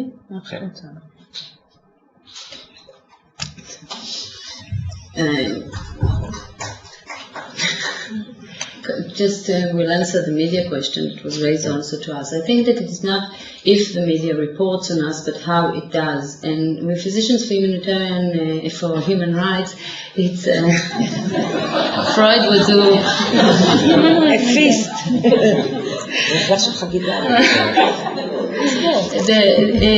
we are what I call a good target to be manipulated. The mobile clinic, if you take it, is something that the Israeli media loves, and also foreign media like the BBC. They come, they see nice Israelis, nice cooperation, but they don't listen to the political message we tell them on that mobile clinic, that we come as a protest, that we come to show solidarity, etc., etc., etc. I'll give you, for example, the ambulance that we brought into Museum Square was put on the Museum Square, and a picture was put in Haaretz saying it is Doctors Without Borders. So, and the picture was not, okay, and we had other actions. We decided, we feel that we are too institutionalized, so we cooperate with the Shministim, young people who do not want to enlist to the army. We made a checkpoint on Hakirya, which is where many soldiers crossed the bridge, and we invited many journalists. None of it was in Israeli media, though it was on foreign media. And Haaretz, if you look at it, if you look at the English version and in the Hebrew version, many times we find our name in the English version, but we don't find anything about us in the English and in the Hebrew. And it's the same reporter. He tells us he sent the same thing to both editors, but we were omitted by the editor from the Hebrew version. So I think Haaretz looks very liberal and maybe open on the English version, but when you look at the Hebrew version, I think that it has deteriorated enormously in the last 3 years.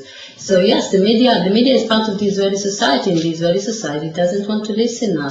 So I think we must, and if you see doctors going to demonstrate and smuggle ambulance, it shows that we are in despair and that we are looking for other ways to reach the public. I'm not sure I got your question accurately, so if I don't answer it properly, please, or would you like to repeat it to make sure that... Last time you spoke about aid going into the occupied territories and how much of the money for aid was, taken away by the Israeli government. Yes. Transfer of food and stuff. And then you made a comment about, well, maybe we should strike, or either you or someone else. It's actually quite a radical comment, so I'm just interested in discussing and expanding. Yes. Actually, that's the controversial issue that I was trying to address here. Is really, there is progress through other means that a lot is being expected from humanitarian aid and assistance that is provided to the Palestinian people. There's another way, which is indirect, which is actually through an occupying authority, like Hadas, she said. An occupying authority cannot be an occupying authority without taking the responsibility of its occupation and the legal responsibilities and the humanitarian responsibility of its own actions. And therefore, much is also indirectly supported by humanitarian assistance that is provided by other humanitarian organizations, international or mainly international organizations.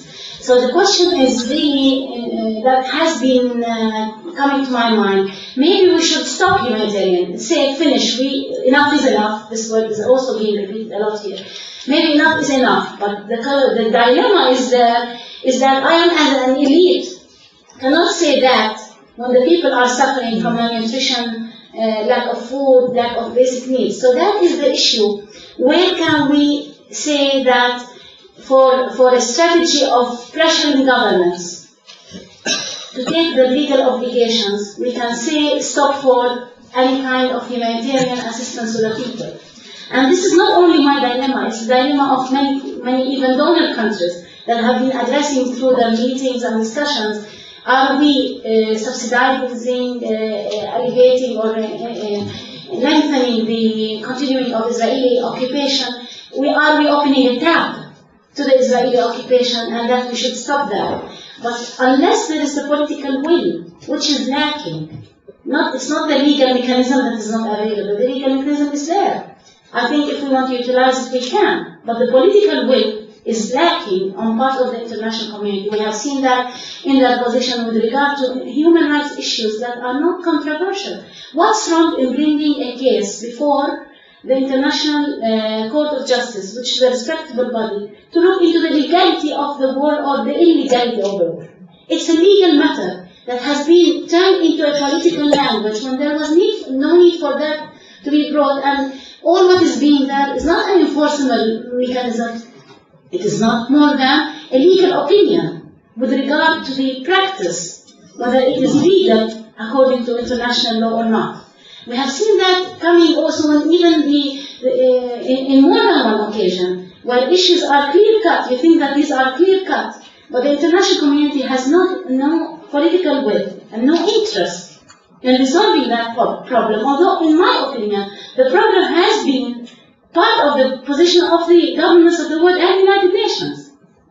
And why? Because, I mean, the whole question of Palestine has been raised. This Israeli conflict, the Palestinian conflict there has been responsibilities. The only country in the world that has joined the United Nations under the condition of respecting peace and security in the world is Israel. It was conditional acceptance of membership in the United Nations.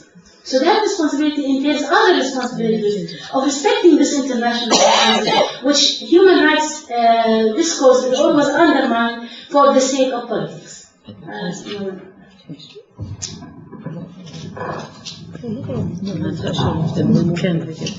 Are there any more questions? Because we have some time. Yes. Question to Neve, did you ever consider or take a look at the electronic media? Because it would seem to me that there would be a significant difference between the print media and electronic media, certainly as far as the popular press and the way that people get their information and get their news today. I would think that there's a difference between the people that get it via TV and radio, or the numbers that get it via TV and radio, and by print.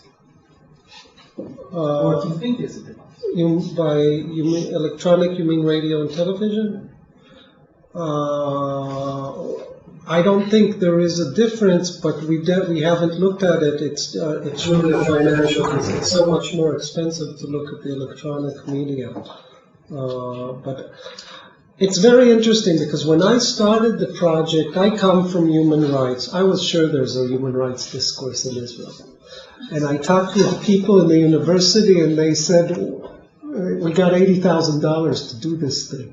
They said they gave you $80,000 so you'll find there is no discourse. Other people at the same time.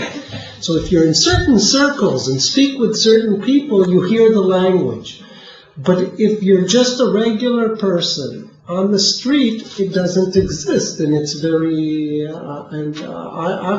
I mean, we just recently received the final, so we haven't, and I think, I said I wouldn't say some of my thoughts, but maybe I will say it's about self-image. It's a lot about a country and its own self-image. And as a violator, as a major violator of human rights. And here it doesn't really matter if it's a violator of the Palestinian human rights or of the migrant workers or people in Ofakim or Yerucham in the south. And it doesn't matter exactly what kind of, we find that very fast after the Intifada, it just kind of slowly, it doesn't rise to a level in any, let me put it differently. In the United States, between 1975 and 1985, the discourse booms like 500 or 1,000%. The Carter era begins and the human rights discourse enters into the language of the United States. In Israel, it rises by 150 or 200% from almost nothing, so it's still not a big rise.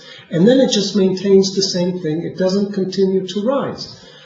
And it has to do about a country that's constantly has a lot of human rights organizations, which I think are pretty powerful here, in the sense of that they do manage to do important work. I don't think they've managed to bring about considerable structural change, but they're constantly very dedicated and working very hard. And yet, if we adopt their language, think of the image we would have of ourselves. Well, maybe using the wrong operational definition of what people consider language of human rights. If you could take another study and survey Israelis and ask them, what terminology do you associate with human rights? You might come up with terminology completely different than the terminology you're looking for. And if you see that terminology, if you check that within the print, you might find that that's used quite often. So it may not be a matter of self-image, it may be a matter of the way that you operate and define I don't know what you mean by that terminology, but one thing that the human rights terminology has that we looked at has at its core a universality. The idea of human rights it's not beating. Beating doesn't have universality in it. It has a universality, and there is something, there's a kind of spirit in the air, anti-universalist spirit in the air. It has to do with a lot of root problems with the whole project here, with the whole Zionist project, that it has an anti-universalist trend in it. And it points, I think, to something very deep about the society. Because one would expect, I think my expectations were right. So I think it does point, it does. This language, the terms we chose are the universalist terms. They're the terms that you see in the international realm, and they're the terms you find in other countries, but you do not find them here. Sorry. Yes, just as another question. Using your analysis of the United States in the 60s and 70s compared to Israel now, I think that the difference wasn't so much that the U.S. didn't see, or Americans didn't see themselves so much as violators of human rights, because this was the period of Vietnam, to say nothing about what was going on in Latin America. But I think a big difference was that there were movements. There was huge movements at that time. There was the anti-Vietnam movement. There was the women's movement. There was the main one was the Black Liberation movement. And there were people in the streets demanding that language be part of the discourse.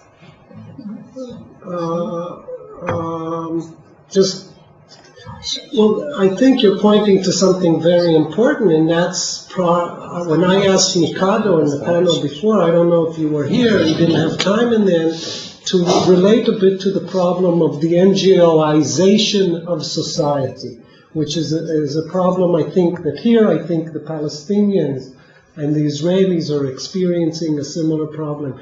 I think the NGOs are a boon, but I think they're also a curse. And they are a curse to our societies because they are not grassroots, because they are not social movements, because they are offices, as Mikado said, and as Sari would say, and so forth. And they do not bring out people to the streets, and they cannot therefore be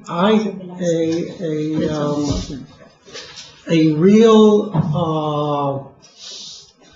They cannot really confront the powers that be.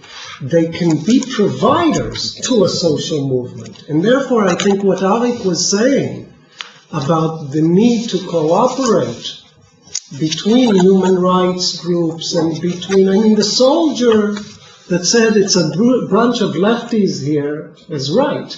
That's the point. He was right. So let's admit that he was right. And let's start cooperating between the human rights movement and the social movement. So it's a kind of thing everyone's saying about the ads. We do a lot of ads. There's going to be an ad on Friday about the cave dwellers. Okay? And so I don't even go to B'Tselem to ask them if they want to sign and pay. They won't go, they won't sign, although they agree with us about the cave dwellers. They brought a report about the cave dwellers. But B'Tselem won't sign because Tayush is political and B'Tselem is human rights. And so forth and so forth. So I think what Arik was pointing at is the need to overcome this and to start, the NGOs need to start seeing themselves as or seeing one of their roles as helping to create a social movement. Okay, if there's no more question, we'll just end by... I just want to comment on that, if I could. Yeah. I think that this also really brings up the question that we have to ask ourselves, who do we talk to? Again, if you're going to create a movement, you have to, and I do think there are within some of our organizations people who would not be considered necessarily left who believe in human rights and also human rights for Palestinians, but it is a minority, and we close ourselves in because we often talk among ourselves. Again, that's why I see success doesn't just start bringing people out to harvest, bringing people in mass Tayyush actions to rebuild a mass actions to rebuild a home.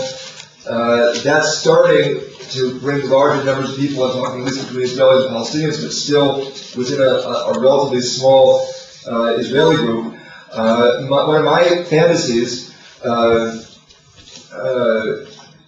realizing that as great as it is when we see our names on an ad or see our pictures in the paper, that change that grassroots. One of my fantasies is that we all would have a day or a week where we all did parlor meetings with our neighbors or something like this. And I think one of the reasons, even when we talk with others, we don't always use the language of human rights because we don't always think that that's what people are going to listen to. People think United Nations, and this kind of stuff.